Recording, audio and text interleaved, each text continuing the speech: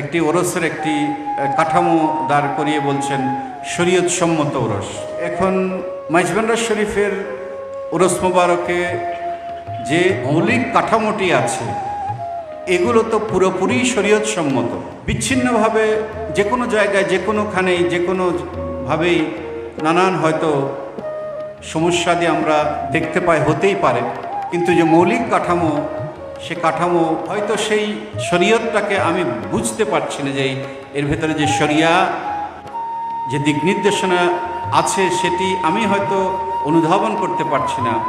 কিন্তু আমরা যদি আউলিয়া কেরামের যে দৃষ্টিভঙ্গি থেকে আমরা বোঝার চেষ্টা করি, তাহলে তাসাউফের দৃষ্টিভঙ্গি থেকে বোঝার চেষ্টা করি, তাহলে আমরা দেখতে পাই যে গৌসুল আজম মাইজভান্ডারের দরবারের যে ওরস মোবারকের যে ব্যবস্থাপনা, যে সিস্টেম, এটির মধ্যে কোনো শরীয়ত বিরোধী কোনো কিছু আমরা খুঁজে পাই না।